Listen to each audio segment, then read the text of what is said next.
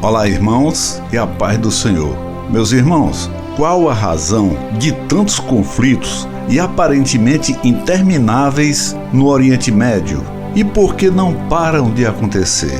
De um lado, a nação de Israel e do outro lado, todos os outros países árabes e muçulmanos, em um número bem maior, geram problemas políticos internacionais e divisão na parte mais ocidental da Terra.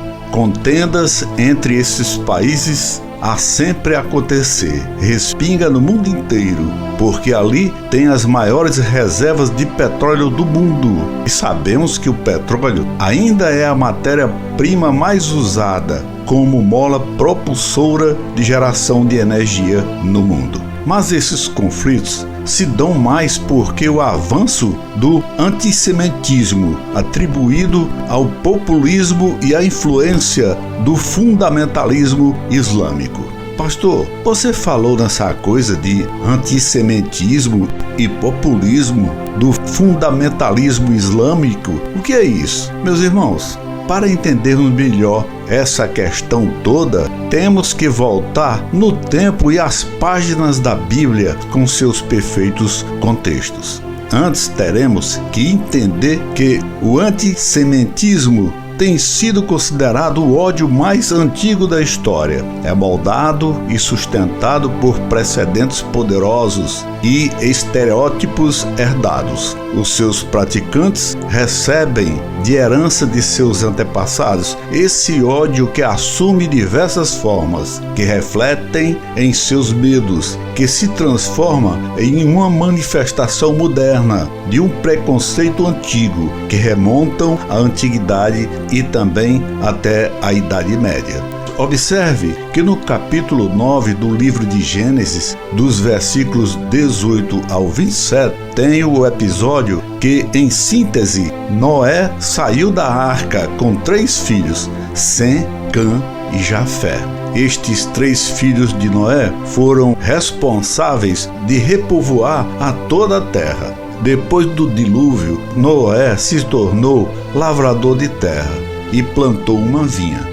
Então bebeu do vinho e embebedou-se e descobriu-se despido no meio de sua tenda. E viu Cã a nudez de seu pai e fê-lo saber a ambos seus irmãos no lado de fora. Então tomaram Sem e Jafé uma capa e puseram-na sobre os seus ombros, e indo virado para trás, cobriram a nudez de seu pai, e os seus rostos estavam virados de maneira que não viram a nudez de seu pai.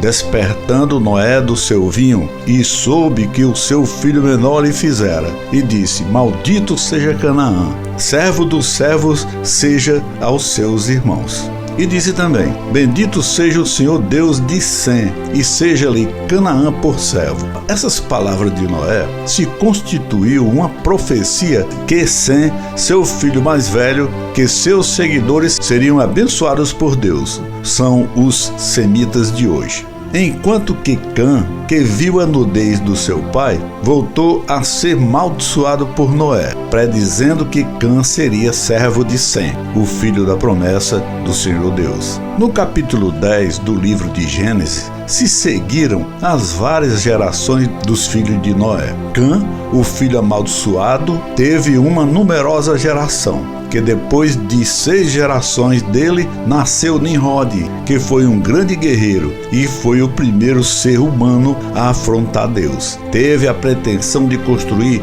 a Torre de Babel para agrupar todas as pessoas da terra em um só lugar, como se fosse um só povo e com apenas um idioma. E também desmentiu a Deus com a pretensão de subir ao céu por esta torre. A afronta era tamanha que Deus desceu do seu trono para destruir a Torre de Babel, bem como dispersar a todos em nações e línguas diferentes. A partir daí, veio acontecendo muitos episódios que vieram culminar com essas contendas entre os semitas, geração eleita por Deus, e os antissemitas, que é tudo o que se opõe a Deus. Em suas preocupações, os diversos patriarcas bíblicos em suas vidas estão entrelaçadas com a ação de Deus na história da humanidade. Nos episódios seguintes, tem a rejeição a casamento com estrangeiras, conforme o costume de um estilo de vida nômade tribal.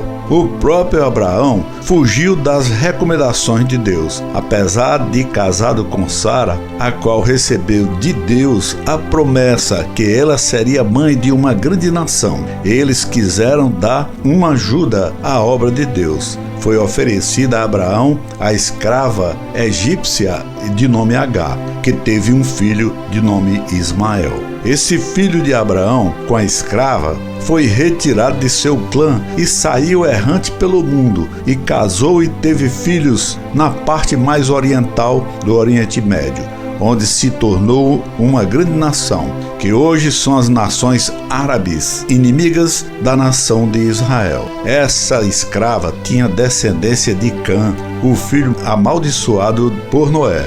Algum tempo depois, Sara, esposa de Abraão, teve um filho de nome Isaque. Então esse filho de Abraão, apesar de ter casado com uma filha da linhagem semita, sua esposa teve 2 filhos, Esaú e Jacó. Na hora do nascimento dos dois, aconteceu a primeira disseminação de contenda entre eles. Como eram gêmeos, Esaú saiu primeiro, que seria o verdadeiro herdeiro de Isaque. Porém, Esaú vendeu a sua primogenitura por um prato de lentilhas oferecido pelo seu irmão. Mas faltava a bênção do pai.